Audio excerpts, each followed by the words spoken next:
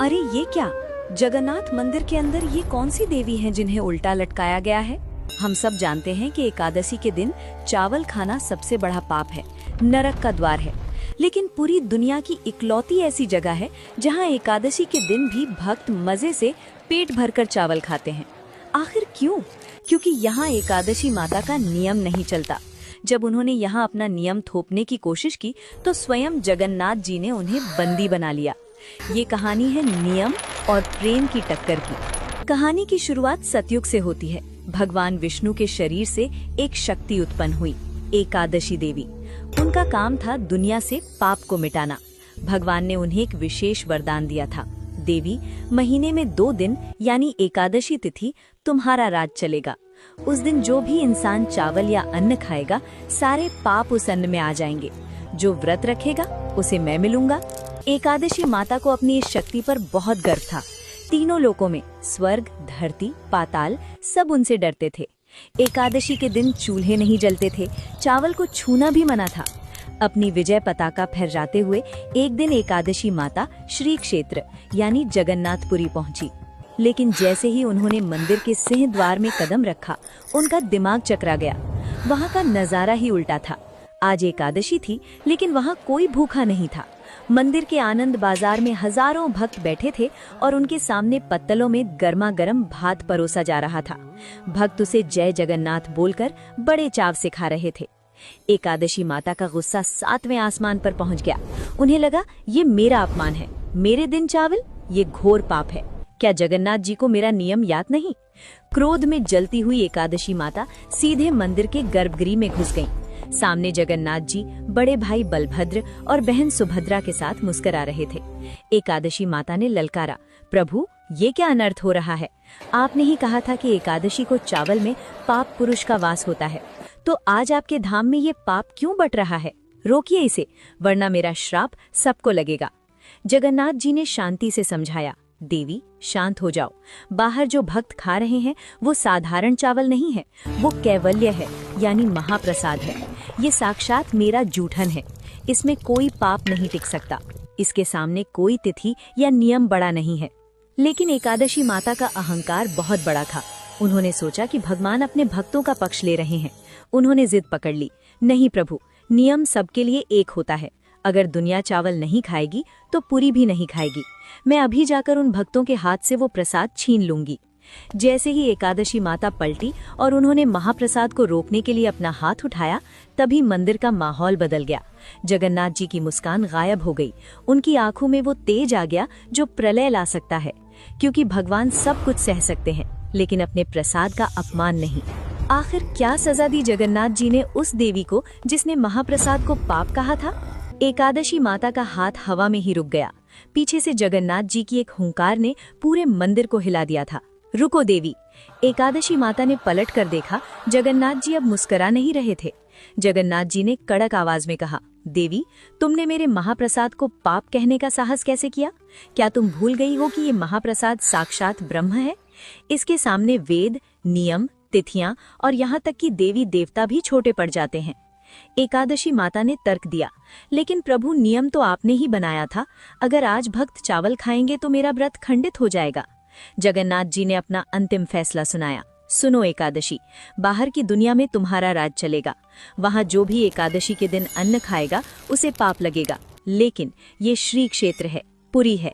यहाँ सिर्फ एक ही राज चलता है, प्रेम का। यहाँ मेरे हाथ से निकला हुआ भात अमृत है। यहाँ तुम्हारा नियम नहीं, मेरा प्रेम बटेगा। लेकिन एकादशी माता का हठ अभी भी नहीं टूटा था। उन्होंने कहा, मैं ये नहीं होने दूंगी। मैं यहीं गेट पर खड़ी रहूंगी और जो भी भक्त चावल खाएगा मैं उसके पुण्य छीन लूंगी। अब पानी सिर से ऊपर जा चुका था। जगन्नाथ जी ने अपनी योग माया का आह्वान किया। उन्होंने कहा, तुम्हें अपनी शक्ति का बहुत अहंकार है ना?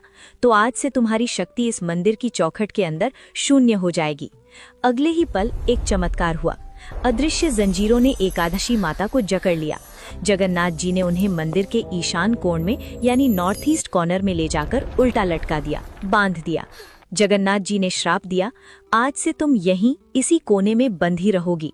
तुम्हारी आंखों के सामने साल के 365 दिन, यहाँ तक कि एकादशी के दिन भी मेरे भक्त पेट भरकर महाप्रसाद खाएंगे। तुम सब देखोगी पर तुम किसी को रोक नहीं पाओगी। तुम्हारा कोई भी नियम इस मंदिर की 4 दीवारी के अंदर काम नहीं करेगा। एकादशी माता छटपटाने लगी। वो चिल्लाई, प्रभु ये तो अन्याय है। अगर मैं यहाँ बंधी रहूंगी तो मेरा सम्मान कौन करेगा? क्या दुनिया मुझे भूल जाएगी? वो रोने लगी। उनका अहंकार टूटकर बिखर गया था।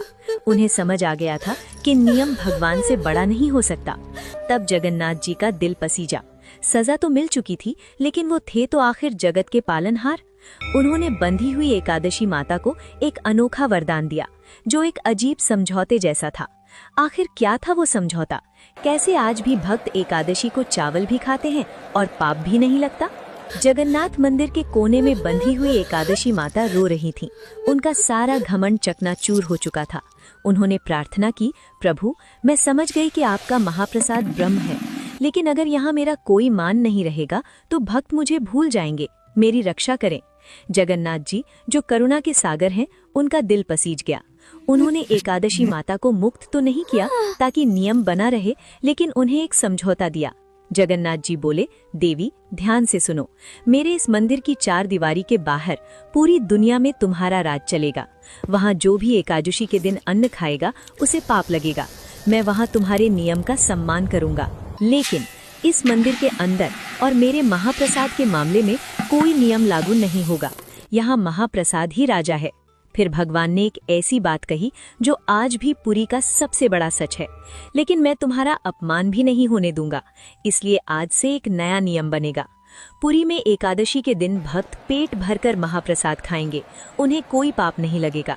लेकिन तुम्हारे सम्मान में वो उस महाप्रसाद को खाने से पहले अपने सिर से लगाएंगे, उसे प्रणाम करेंगे और मन ही मन कहेंगे, हे एकादशी माता, ये साधारण अन्न नहीं, प्रभु का प्रसाद है, इसलिए मैं इसे ग्रहण कर रहा हूँ। मेरा व्रत खंडित ना हो। एकादशी माता इस सम्मान से प्रसन्न हो गई। उन्होंने वचन दिया, प्रभु जो भी इस भाव से पुरी में महाप्रसाद खाएगा, मैं उसके पाप नहीं गिनूंगी, बल्कि उसे 2 गुना पुण्य दूंगी। दोस्तों, यही वजह है कि आज भी जगन्नाथपुरी दुनिया की इकलौती ऐसी जगह है जहां एकादशी के दिन आनंद बाजार में हजारों भक्त दाल चावल यानी महाप्रसाद खाते हुए दिखते हैं। वहां मान्यता है कि अगर एकादशी के दिन आपको महाप्रसाद मिल जाए और आपने उसे ठुकरा दिया ये सोचकर कि आज मेरा व्रत है, तो वो भगवान का अपमान माना जाएगा और आपको पाप लगेगा। वहां भक्त कहते हैं, अरे महाप्रसाद के आगे कैसी एकादशी, खा लो मोक्ष मिलेगा।